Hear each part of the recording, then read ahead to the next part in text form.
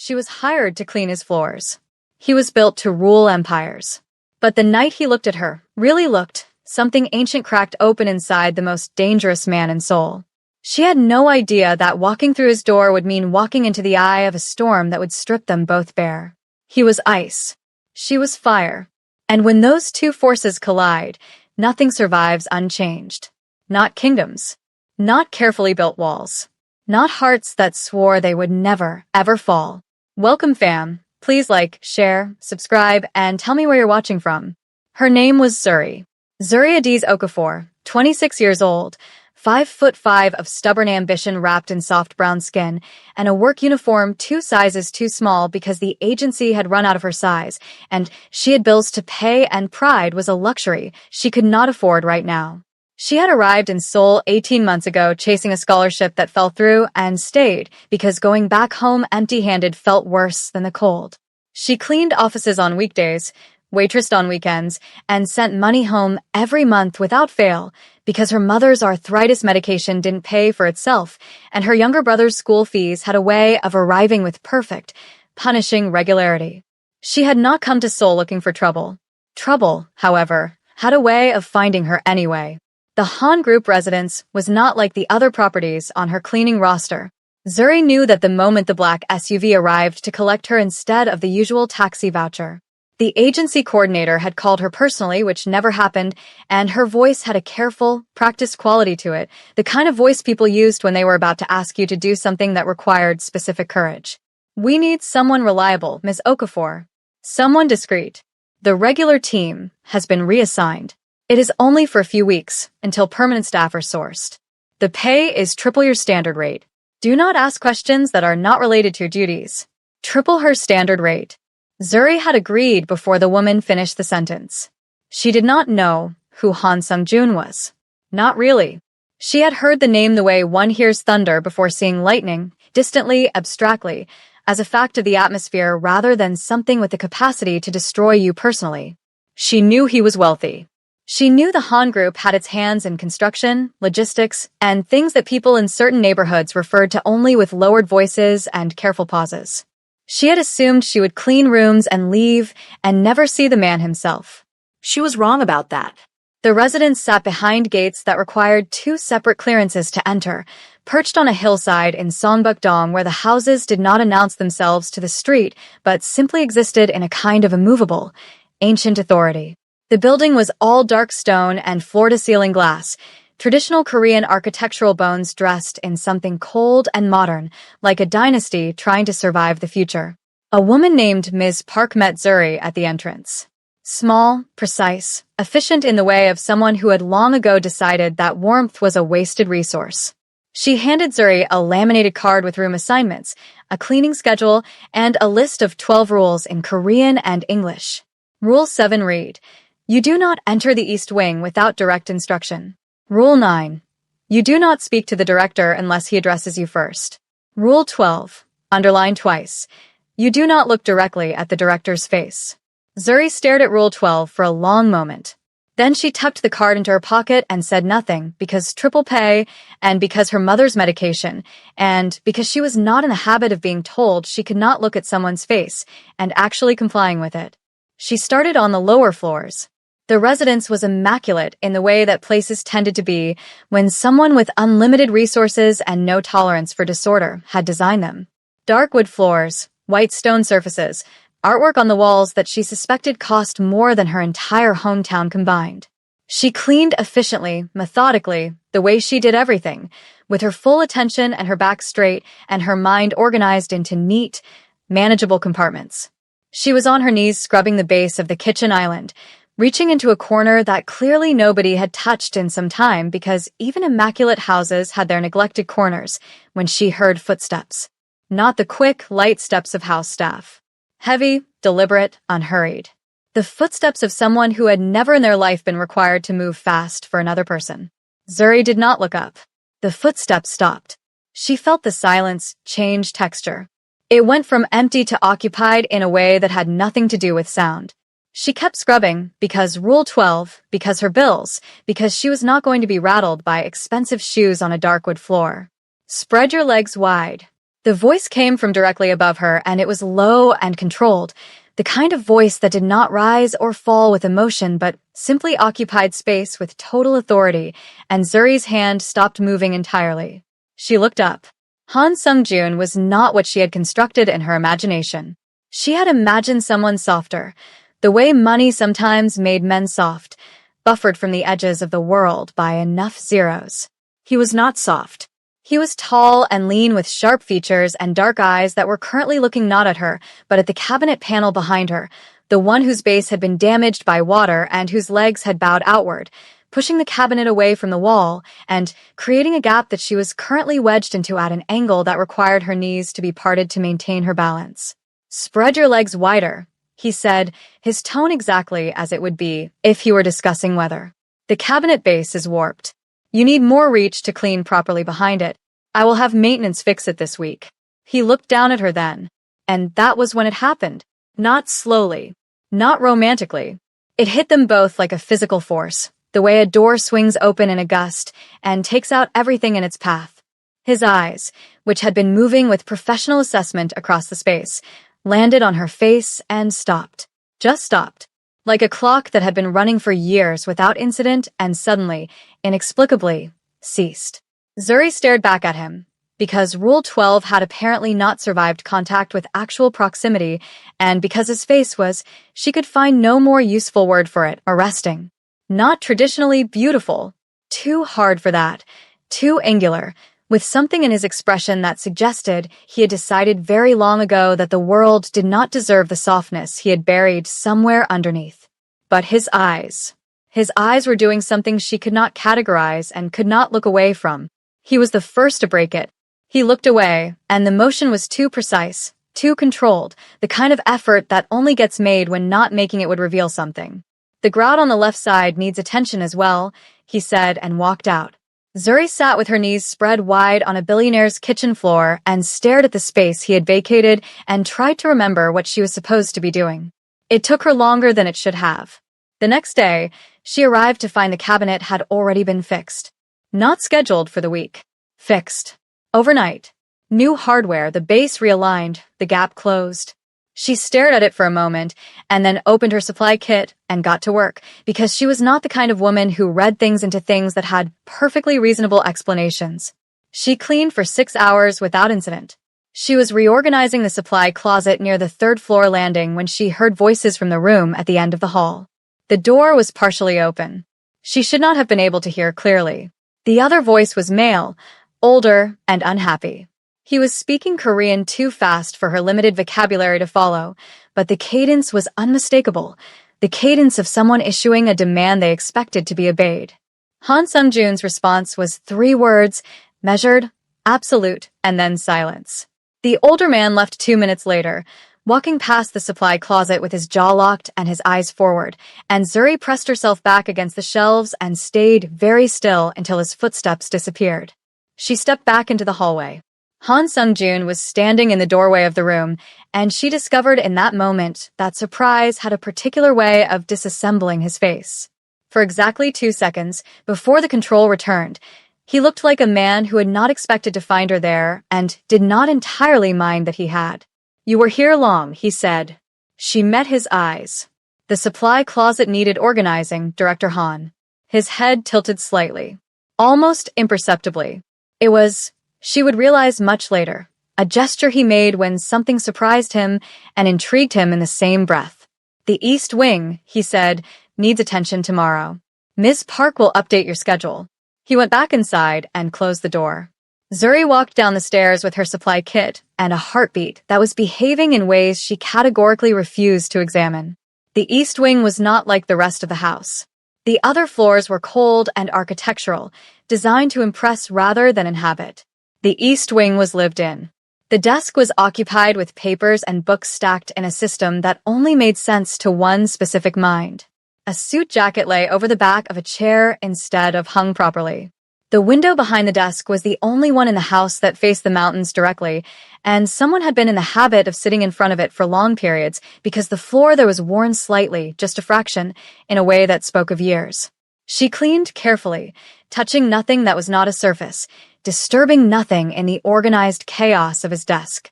She was dusting the bookshelf along the far wall when she noticed the photograph. Small, framed, set back behind a row of books so it was not immediately visible but had clearly been placed with intention. A boy, 6 or 7 years old, gap-toothed and laughing, sitting on the shoulders of a younger Han Sung-joon who was also, remarkably, smiling. She picked it up without thinking. The boy had his eyes. She set it back exactly where she found it and went back to the shelf and said nothing to anyone and filed it into the compartment in her mind labeled things that are not your business, and kept it there mostly.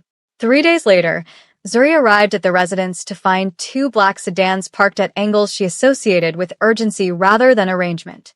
Miss Park met her at the door with a face that was managing controlled alarm with professional difficulty. "You will work in the kitchen today only, Ms. Okafor. Do not come above the ground floor under any circumstances." She paused, then added, with the specific emphasis of someone who actually meant it. "Do you understand?" Zuri understood. She cleaned the kitchen. She made herself unremarkable and quiet and efficient.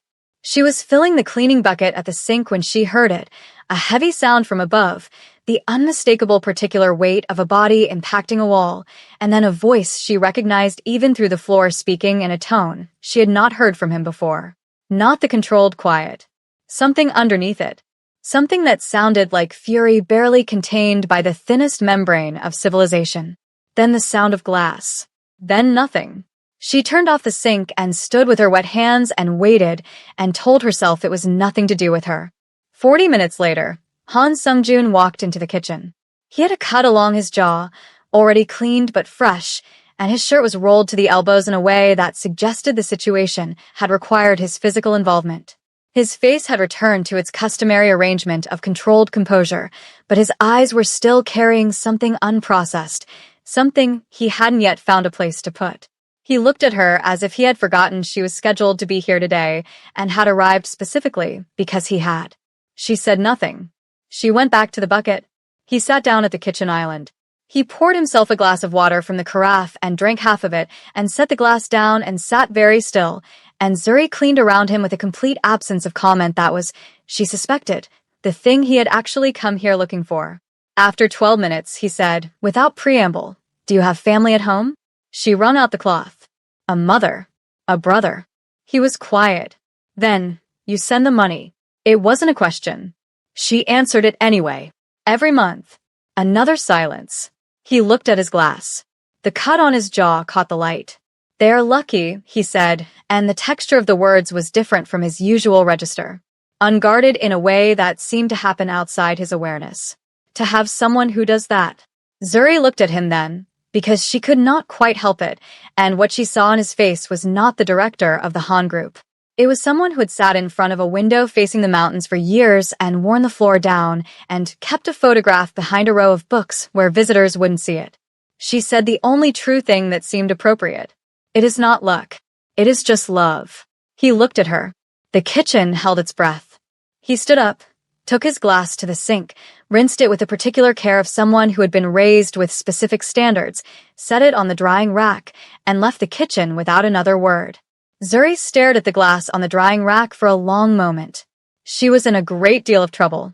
She knew it with the clarity of someone standing at the edge of something steep, looking down, fully aware that the ground below was very far away and that gravity had already made its decision regardless of hers. She put her cloth in the bucket, picked it up, and went back to work because her mother's medication and her brother's school fees, and because some edges you stare at, and then you take 3 careful steps back, and you do not look again. She took 3 careful steps back. She did not stop looking. The following week, a man named Kwan arrived. Zuri did not know who he was at first. She knew only that he was tall in a performative way, the way some men were tall as a statement rather than a fact, and that he smiled at her for precisely 3 seconds too long when Ms. Park introduced the visiting contractors to the staff.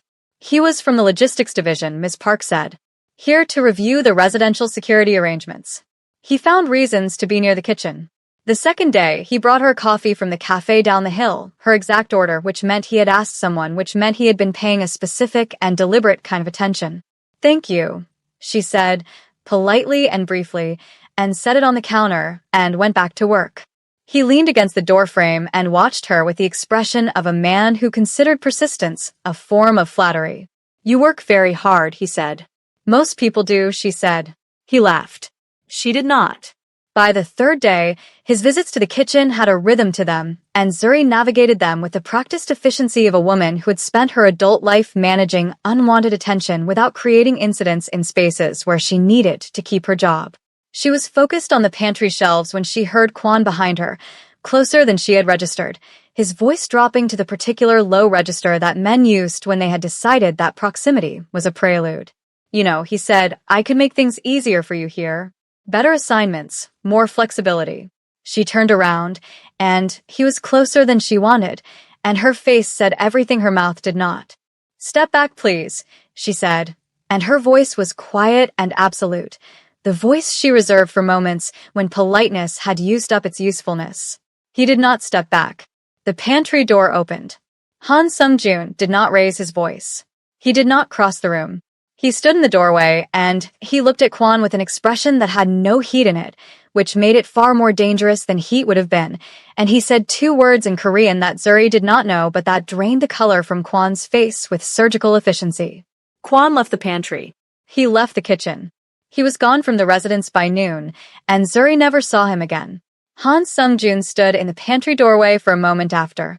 He was looking at a point just past her shoulder, the particular evasion of a man who has done something that revealed more than he intended. "Your schedule has been adjusted," he said finally. "You will finish 2 hours earlier today. Miss Park will arrange transport." He left before she could respond. Zuri stood among the shelves with her heart performing its new, inexplicable rhythm, and thought about the expression on his face in the doorway. Not anger. Not the performed authority of a powerful man enforcing his territory. Something else.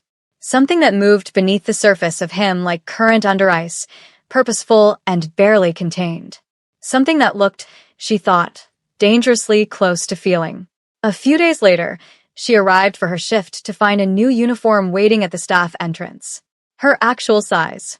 Pressed, professional, clearly not sourced from the agency's depleted stock. There was no note. There was no explanation. She picked it up and turned it over in her hands and felt the particular weight of something that had been chosen for her rather than assigned. She put it on. She did not mention it to anyone. At noon, she was cleaning the hallway outside the East Wing when a phone rang inside, and Han Sung-joon answered it, and the conversation was brief, but his voice carried enough through the door for her to hear the shift in it. The tone that came in when business became something more personal, more urgent, more saturated with consequence. When he emerged, he nearly walked into her. They both stopped. The hallway was narrow. He was close enough that she could see the line of tension in his jaw and the faint shadow beneath his eyes that spoke of nights not fully slept. His gaze dropped briefly to the uniform, then back up. Something crossed his face that he collected and put away too fast for her to name. "The East Wing again tomorrow," he said. "Early." She nodded. He moved past her, and the air in his wake carried the scent of cedar and something warmer underneath it, and Zuri pressed herself against the wall and waited until his footsteps receded, and then stood in the hallway and breathed carefully and reminded herself of all the reasons why she was here and what she had to lose and how entirely insufficient it would be to let this particular feeling have any real estate in her life. She was largely unconvincing. That evening, walking to the transport vehicle, she passed the garden on the east side of the house. Han Sung-joon was standing at the edge of it, phone to his ear, head slightly bowed, his posture carrying the specific weight of someone delivering or receiving news that required physical bracing. He looked up and saw her. He said something brief into the phone, then lowered it. The light was going. The garden was full of the particular gold and shadow of late afternoon, the kind of light that had no respect for professional distance or appropriate boundaries. He looked at her the way he had in the kitchen the first time. That stopping look, complete and unguarded. Zuri looked back.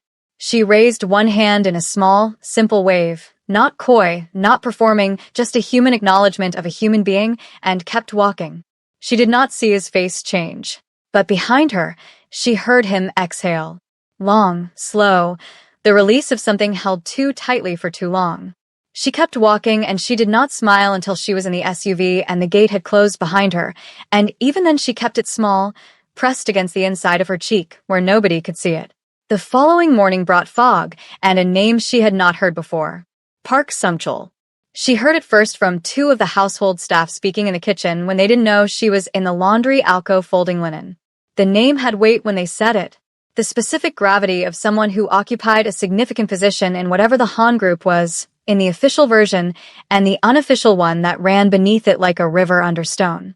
Park Sung-chul was coming for a meeting. The staff had been on alert since early morning.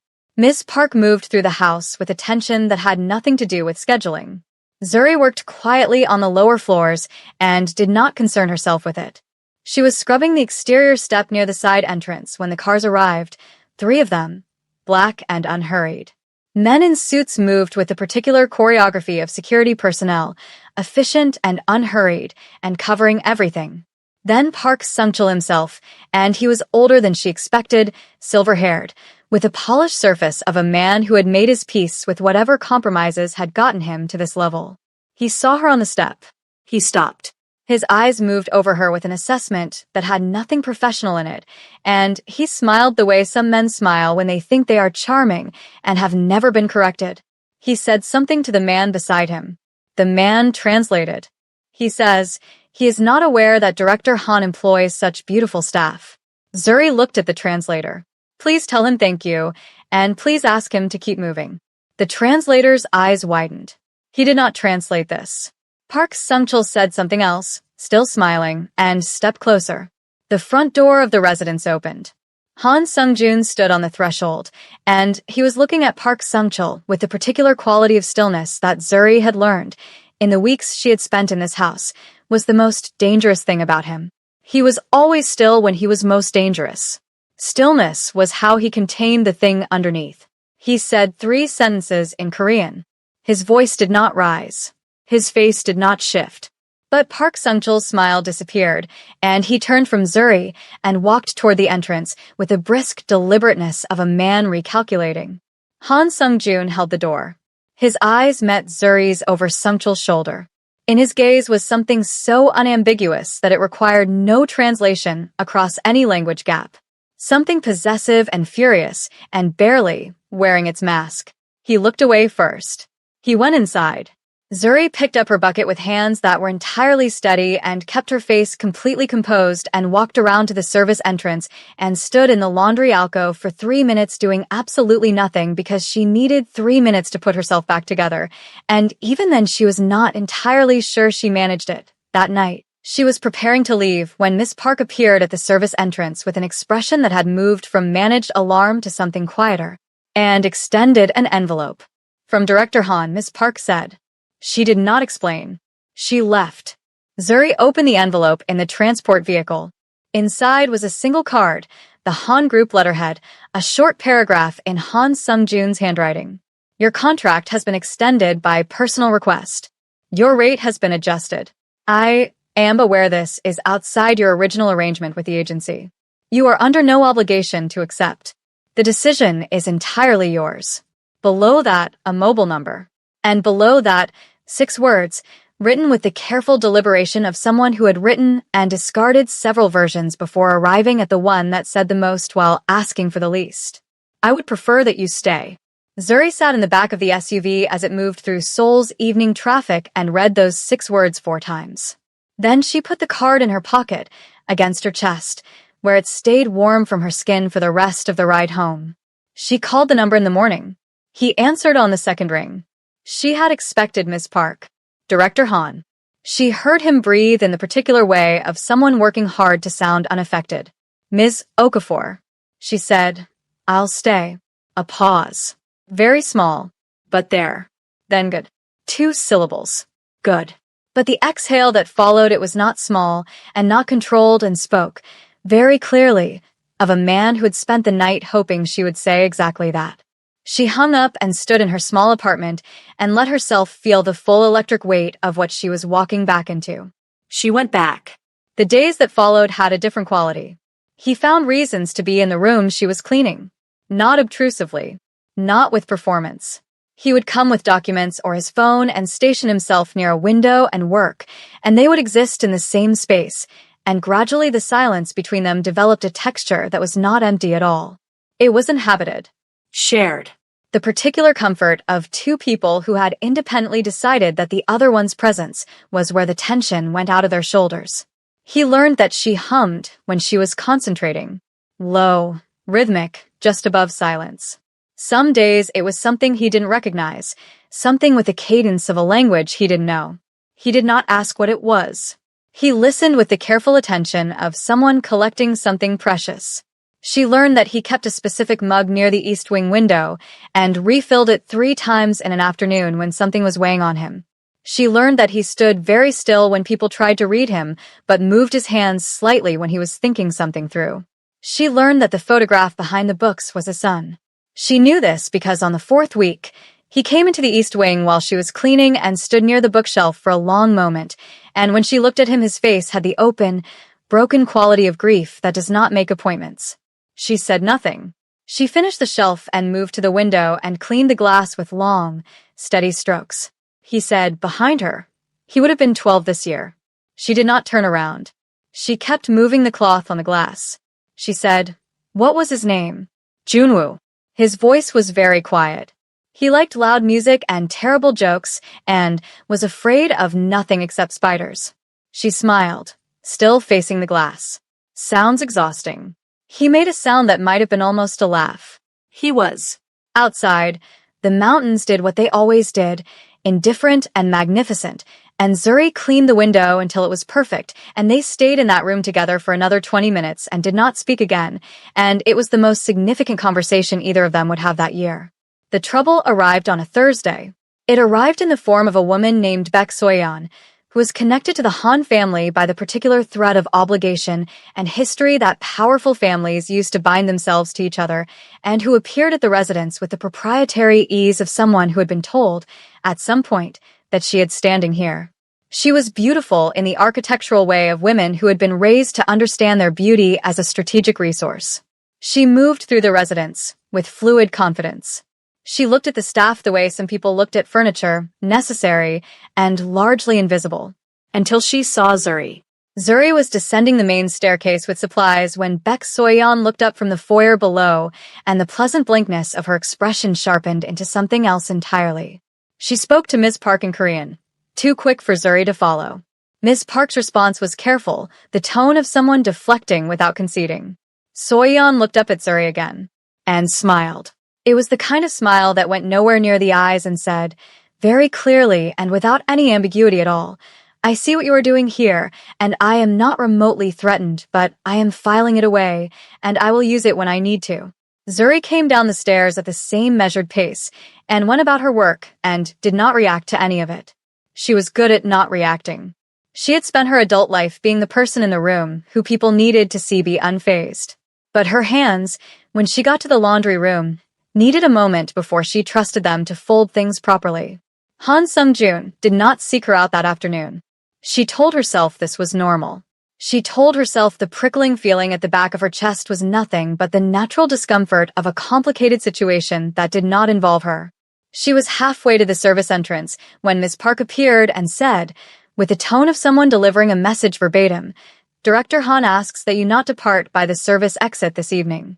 The car is at the main gate. Zuri stopped. The main gate was for guests and family. Staff used the service entrance. She went to the main gate. The SUV was there. And standing beside it in his coat, with his hands in his pockets and the particular deliberate quality of someone who has been waiting, was Han Sung-joon. He looked at her. Something in his face was different tonight. More present. Less managed. The thing under the ice was closer to the surface. She had a good day, he said. Soyeon. She is good at appearing comfortable. Zuri did not have a response to this that would not reveal too much. She is a guest in your home, she said carefully. I hope she is comfortable. His eyes held hers. She is not a guest who is welcome. She is a guest who arrived. There is a difference. The evening air was cold between them, and the streetlights had come on, and Han Sung-joon was standing very close to the open car door and looking at her with the expression of a man who is running out of reasons to maintain a particular distance. He said, I want to make sure you are not given the wrong impression. About anything. She said, what impression would that be? And he looked at her for a long, careful moment, and something passed between them that was not words and was not touch but had the weight of both, and then he said, very quietly, that this is ordinary for me. Any of this. Because it is not. She got into the car. She kept her face composed until the window was up. She sat in the back of the SUV as it moved through the lit city, and she pressed her fingers against the card in her pocket. Still there, still warm, and she thought about a man who had worn a floor down staring at mountains and kept his grief behind books so visitors wouldn't see it, and who had just told her, in the most precise language available to him, that she mattered. She stared out the window at Seoul moving past in its beautiful, indifferent brightness, and she let herself feel it. Just for the length of the ride home. All of it, the magnitude, and the warmth and the terror. Then she got out of the car, went inside and made herself tea, and sat with her hands wrapped around the mug, and thought, I am in so much trouble. She was right. The danger, when it came quietly. They usually did. Zuri had been at the Han residence for 6 weeks when Miss Park appeared at her elbow during the morning briefing with a face so carefully neutral it communicated alarm more effectively than panic would have. There were guests coming this evening, she said. Important ones. The kind whose names were not written on any legitimate ledger. Zuri was to finish her shift by 4 and leave by the service exit and not return until Monday. Zuri agreed. She finished her assigned rooms, collected her things, and was leaving through the second-floor corridor when a door at the far end opened and Han Sung-joon stepped out, followed by 2 men who wore their tension in their shoulders and scanned every doorway on instinct. He saw her. The men looked at her with a brief, assessing efficiency of security professionals deciding whether she was a risk. Whatever they concluded, they kept moving. Han Sung-joon said something brief, and they continued without him. He crossed the corridor to her. His face was doing the managed thing again, the controlled composure that she had learned to read in the spaces around its edges, and the edges tonight were fraying in a way she had not seen before. You should not still be here, he said. I was leaving. She held up her kit as evidence. He looked at it, then at her face. He said, there are people coming tonight who have an interest in everything I own. My properties. My accounts. The people who work for me. She understood the shape of what he was saying without the explicit statement. I will leave, she said. I will be back Monday. He said, go home. Lock your door tonight. She looked at him. The fraying edges. The photograph behind the books. The mug refilled 3 times. She said, who are they? His jaw moved. A faction. People who believe that the Han Group's continued independence represents a problem for their interests. We have been negotiating. Negotiations have not gone well. She held his gaze. Are you safe tonight? He looked at her as if the question had arrived from a direction he had not anticipated. His expression opened for just a moment, the way a window opens in a room that has been closed too long, and she saw something in him that was very young and very tired and profoundly unused to being asked that particular question. He said, go home, Zuri. Her name. For the first time. Not Ms. Okafor. Zuri. She went home. She locked her door. She lay on her bed in the dark and listened to the city and thought about the way he had said her name, all 6 weeks of careful professional distance collapsing in 2 syllables. She did not sleep until almost 4 in the morning. She did not go back Monday. She went back Sunday because at 11 o'clock Saturday night her phone rang with a number she did not recognize and she answered it, and a voice she did not know said, in English with a Korean accent, Ms. Okafor. I am calling on behalf of Director Han. There has been an incident. He is asking that you come. She was in the SUV 20 minutes later. Her hands were steady. Her heart was not. The residence was lit differently at night. The soft, curated warmth of the interior felt different in darkness, more exposing, the light pushing back against something the dark outside was pressing in. 2 men in suits at the main gate. More inside. The particular choreography of aftermath. Miss Park met her at the door. She looked like someone who had aged 5 years since Friday. She said, he is in the East Wing. He asked specifically for you. I do not know why. I did not question it. Zuri went upstairs. Han Sung-joon was sitting at his desk with his jacket off and his left arm bandaged from wrist to elbow, a bandage that had been applied with medical efficiency and was currently demonstrating that efficiency had its limits. His face was composed. His eyes, When he looked up as she entered, "We're not." She set her things down. She crossed the room. She stood in front of him and looked at the arm and at his face and said, "How bad?" He said, "It required stitching." She said, "How many?" He said, 14. She pulled the chair from the corner and sat down directly across from him, close enough that their knees were nearly touching, and looked at his face for a long moment.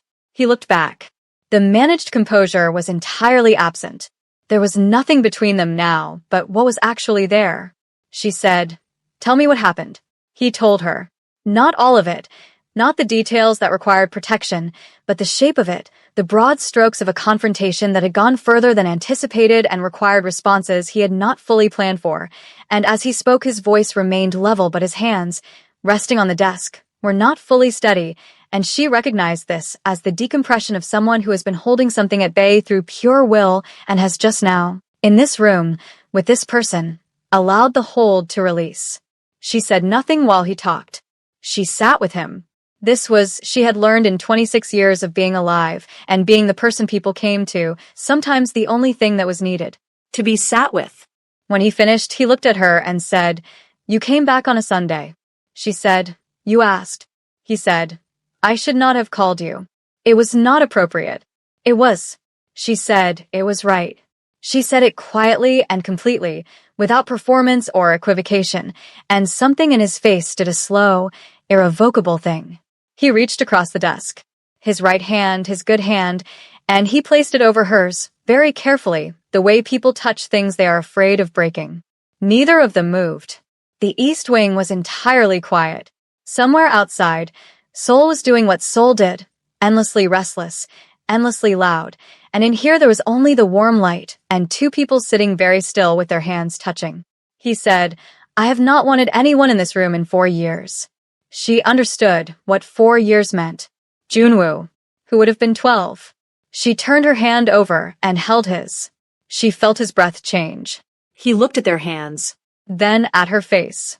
The thing that had been building since the first day in the kitchen, since the uniform, since the 6 words on the card, since the mountain light in the garden. It was all in his face now, and he was not trying to manage it. He said, "Zuri." Just her name. Again. But this time it was not a dismissal. It was an arrival. She leaned forward. He leaned forward. They met somewhere in the middle, and the first time he kissed her it was not tentative. It was the kiss of someone who has been making a decision for a long time and has finally stopped arguing with himself about it. It was careful and searching, and then not careful at all, and she held his face in both her hands and kissed him back with everything she had been quietly carrying for 6 weeks. The light in the East Wing stayed on for a long time. Later, much later, when the city outside had gone quiet and the house had settled into its nighttime stillness, she lay beside him in the dark listening to him breathe and felt the particular vertigo of a life that has turned a corner so completely that the way back is no longer visible. He was asleep with one arm around her, and his face, in sleep, was stripped of everything. The authority, the management, the weight of whatever he carried. He looked, in sleep, like the man in the photograph with the gap-toothed boy on his shoulders. She studied him for a long time. Then she got up. She was not running. She was not. She sat in the kitchen in the dark with her hands around a glass of cold water and told herself this very firmly. She was not the kind of woman who ran from things. She was the kind of woman who stayed, who cleaned, who organized her life into manageable components and got them done. But the magnitude of what had happened had its own weight and its own fear, and the specific fear had a shape she knew well. He would wake up and the composure would return, and he would look at her with the professional care of a man who had made an error and was now calibrating the correction, and she would have to be the version of herself that was fine with that.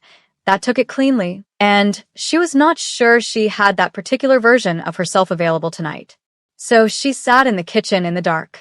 She did not run.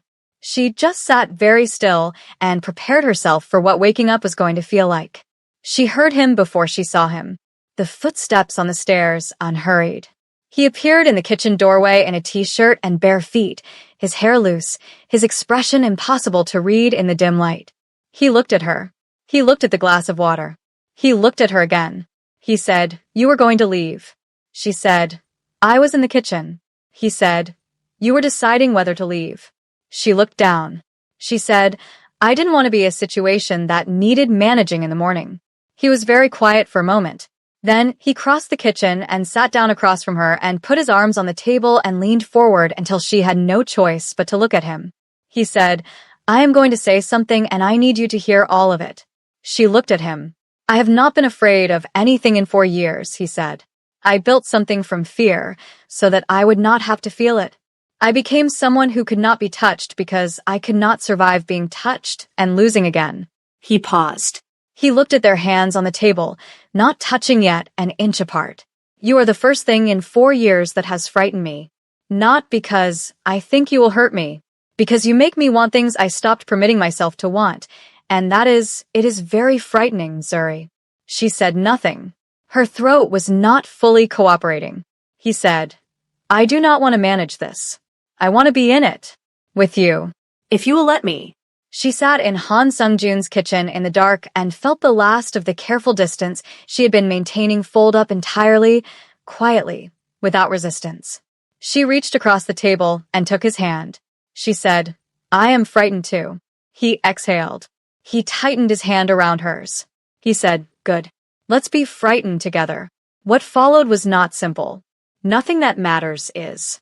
The Han group's internal power struggle came to a head in the weeks after, and the faction that had sent men to their residence on Thursday escalated their methods. A car was followed.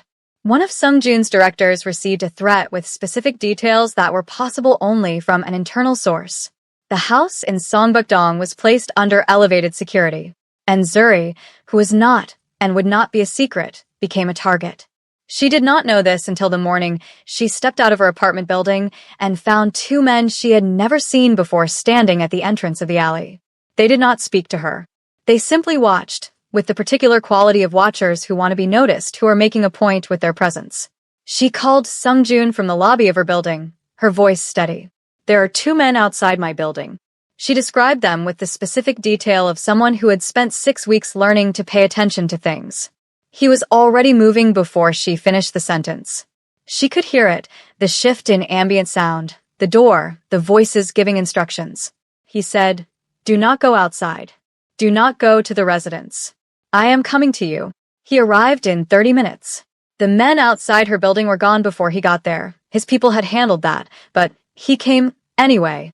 He came in off hours, in a car that was not his usual, and he was in her small apartment for the first time, and he looked around at the organized efficiency of it, the photographs of her family on the wall, the African print cloth draped over the chair, the medical receipts stacked neatly on the counter, and his face moved with something that was grief and respect and a very deep, specific fury. He said, You have been here alone this whole time. She said, I am always alone. It is fine. He said, It is not fine. His voice was quiet, but the quietness contained something enormous. None of this is fine. You should not have been exposed to this. She said, I knew what your world was. He said, You knew what my world was from the outside. This is different. This is them reaching into your space. I will not allow that. She crossed her arms. Sung-jun. He looked at her. She said, I am not a person you protect by making decisions for. I am a person you protect by telling me the truth and planning with me. He held her gaze. His jaw was doing the thing it did when he was working against his instinct. Then he nodded. One short, genuine nod. He sat down at her small table. He told her everything. The faction, their leverage, their current strategy. The internal source who had been identified and was being handled. The timeline for resolution. He talked to her as an equal and a partner, and not as someone to be organized away from danger. She listened. She asked questions. Sharp ones. He answered them. By the end, the fury in his face had been joined by something else. Something that looked like relief. Like the particular relief of a person who has been alone with something very heavy for a very long time and has finally been allowed to set it down. She said, What do you need? He looked at her and said, I need you to come to the residence. I need you where I can see you. I need to know you are safe. She said, I need it not to be about cleaning anymore. He said immediately it has not been about cleaning for a long time. She moved in that night. The resolution came swiftly once Sung-jun moved. The internal source was removed. The faction's leverage disappeared in a series of very quiet legal and financial maneuvers that suggested someone had been preparing for exactly this contingency for months. Park Sung-chul, who had been the faction's primary front, found himself facing 17 regulatory violations simultaneously and subsequently discovered that Seoul in January was a very good time to take an extended vacation to somewhere with no extradition treaty.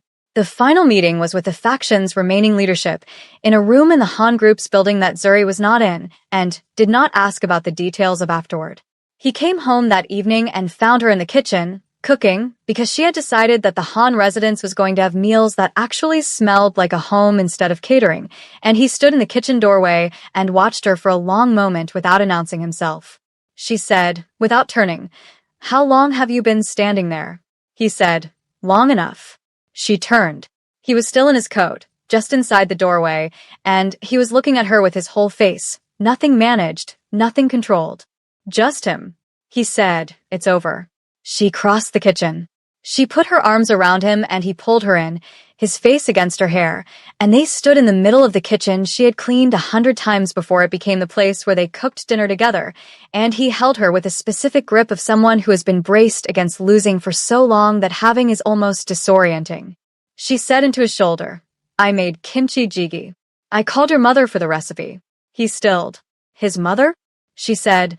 "She was very helpful. She talked for 45 minutes. She also wants to know why you haven't called." He laughed. A real one, surprised out of him, low and warm, and she felt it against her scalp and held it in her chest like something she was going to keep. He proposed 3 months later, not in a restaurant or with an audience.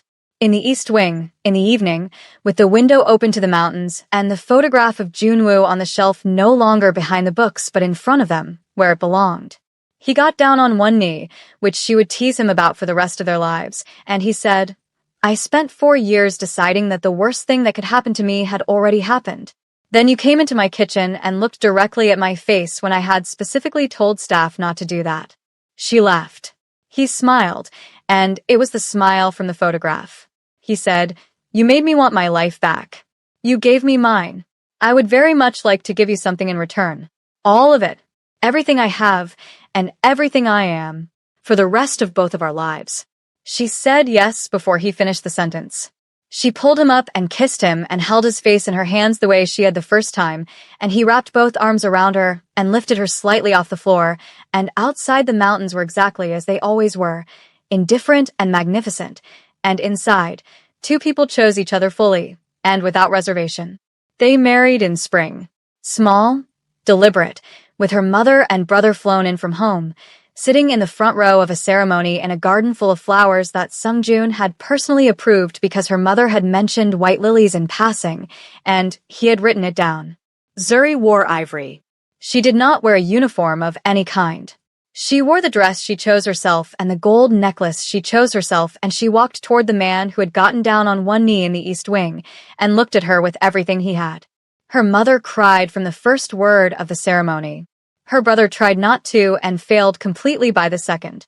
Sung-jun, who did not cry in front of people, had been very much not crying for most of the morning, and then Zuri appeared at the end of the garden path, and something in his face simply gave way. He stood there in his dark suit and took the full impact of her like a man who had decided he no longer needed to brace for things. She reached him. He took her hands. She looked at his face, the whole unguarded weight of it, and thought about a woman on her knees on a kitchen floor 6 months ago who had been told not to look directly at the director's face. She looked directly at his face. He looked back. And that was that. Everything else, the vows, the rings, the celebration that ran until the small hours of the morning with her mother teaching his mother a dance that required no shared language whatsoever. All of it came after, and was wonderful. But the beginning was the look. It always had been.